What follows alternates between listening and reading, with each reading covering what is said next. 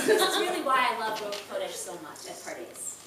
It's because it's time to stand up in front of all of you and share some of the gleanings and wisdom that I've gained in my 8 years here at this fine institution. So I want to thank Pardes and of course Mayor for giving me this opportunity.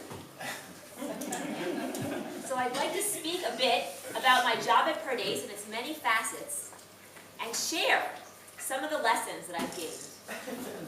I thought hard about what to entitle this speech because I really wanted to capture it all in the title. So what I came up with was Beyond the 5-Minute Warning. That's good. Dear young people, dear rising Jewish leaders, what should your greatest goal in life be?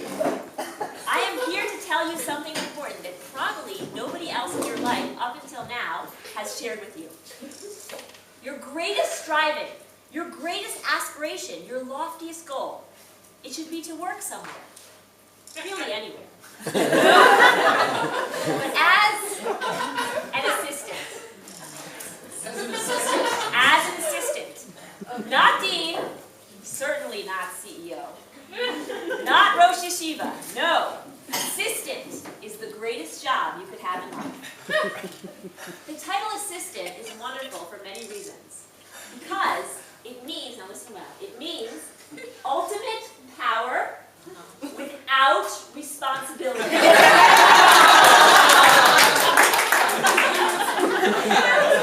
It's true.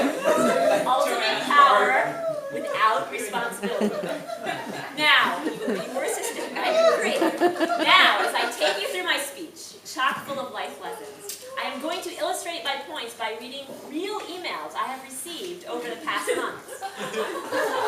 Admittedly, I spend my time in the Pardes office just as you spend your time in class, checking emails.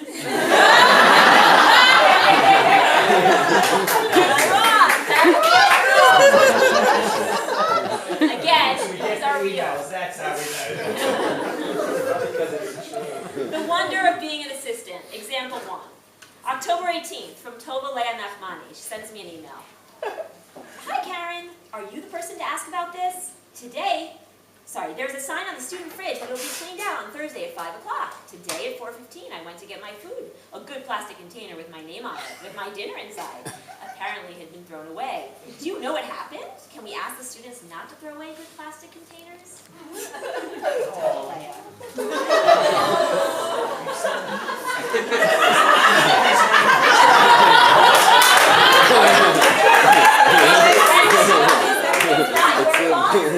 And it's not my fault. My response. Dear Tova Leah, I am so sorry. I will let Dean Bernstein know right away.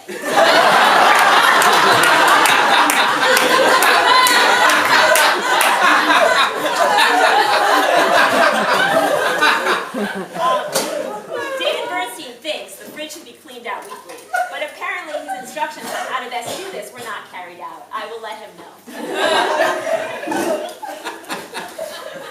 And if you think that was a sticky situation, I have far harder challenges running Pardes.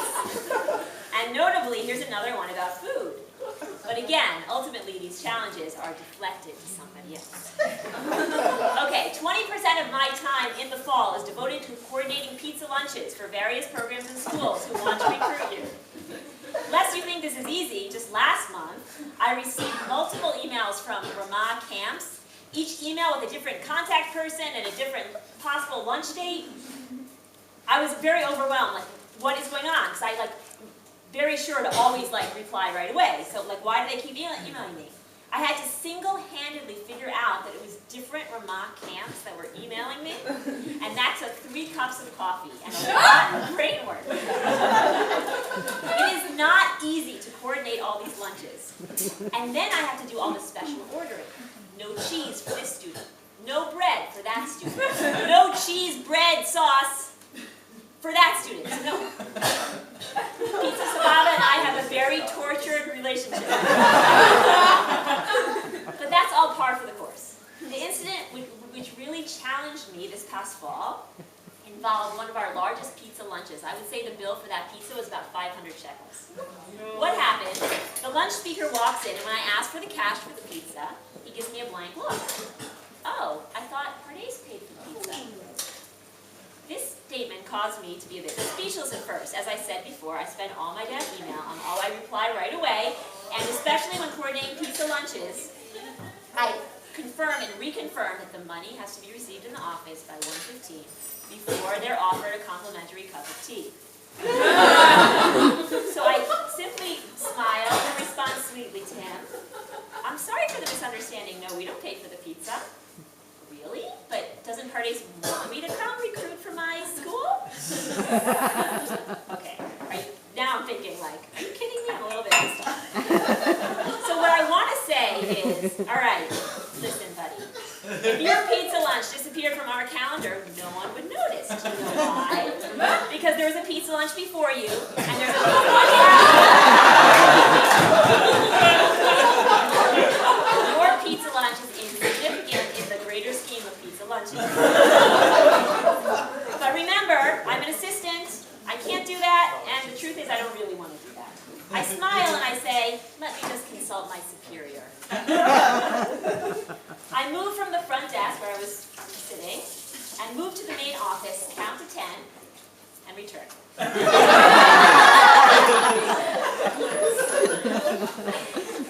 David Bernstein is so sorry for the misunderstanding.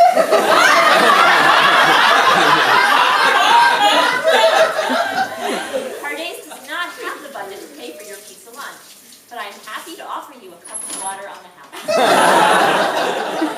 It's subtle, but it works. Because the bottom line is, it's never my fault. I'm just an assistant, I just order the pizza. But I will admit, sometimes life as an assistant is tedious. It's not always the glory of greeting the rabbis as they come for pizza lunches, or the satisfaction of telling them that they need to pay. Sometimes it's just day-to-day tasks, but they're actually quite important, and I will give you examples. November 4th, I receive a desperate phone call and I need to pass on the message quick. I write on the whiteboard, Dear Jenna and Jessica, your roommate just called Pardes. She is locked into your apartment because one of you took her keys. Please go free her right away.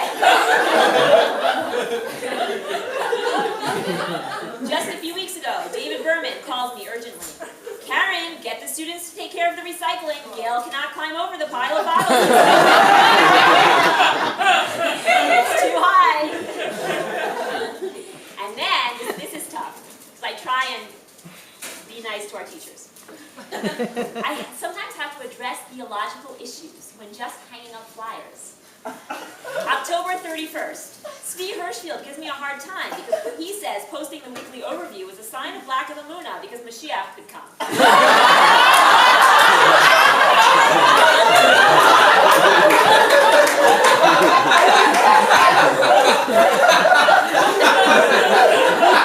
Laughing so hard. No, this is all true. I'm not making any of this up.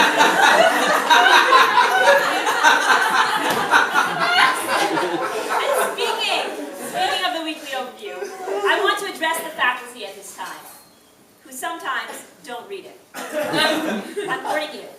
If you don't pay attention to it, you will end up with an empty room for your lunch session on Birkat HaMazon or Kashrut. Because everyone else is in room C eating pizza, pretending to be interested in some rabbinical school. Read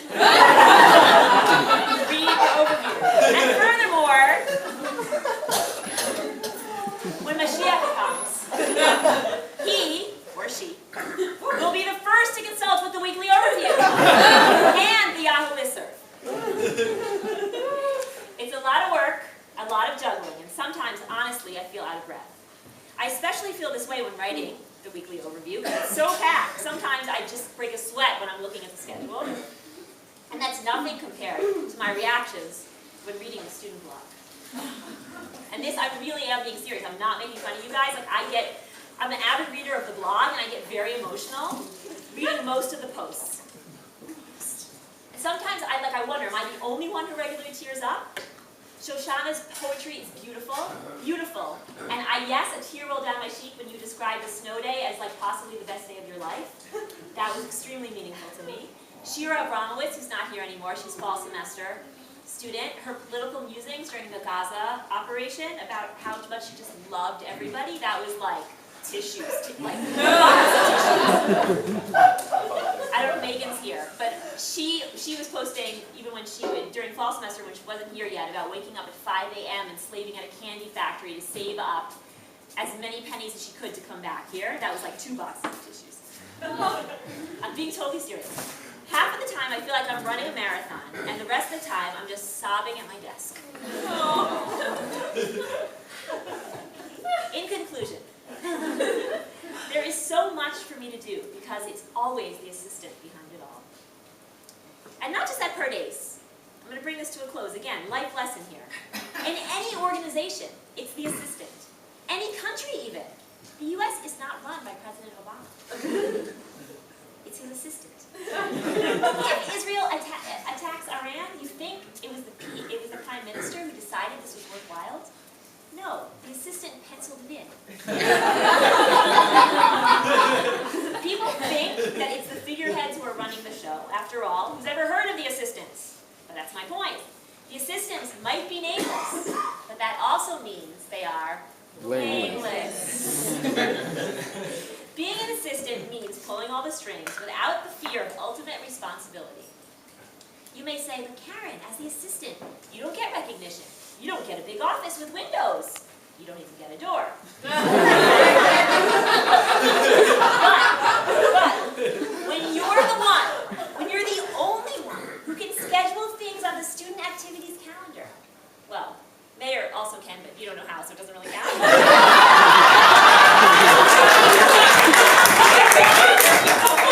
When you're the only one who can do that, isn't that glorious? And if you're still not convinced, the ultimate proof of my power, our SMS system. It's my finger on the send button. My finger on that button. I gave you the snow day. There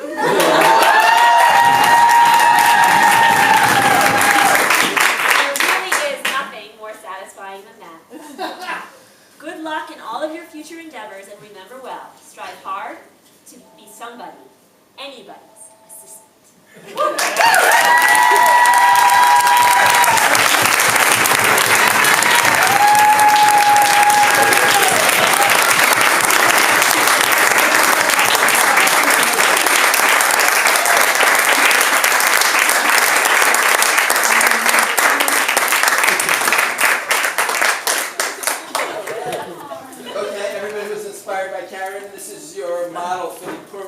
Just remember, okay? It has to be funny. It has to be half the time. And we're serious. Sir? Am I serious? Am I ever serious? Okay, now, in any case, anybody who's inspired, this is your opportunity to stand up now and do something. Okay, thank you, everybody. Now, okay, announcements. Okay, let's go on to the next thing. Okay, the last thing, this is popular. This is popular demand. We have a custom, actually. This is a custom for many years in Pardes. On Purim Day, there's a song called Shoshanat Yaakov, okay, which is actually done after the reading of the Megillah at night and during the day. Okay, there is a very famous group of Hasidim called Muzhits, who actually have intricate tunes for everything. Okay, so they have one for this. Okay, what we'll do is I'll do the solo, you do the refrain. Now,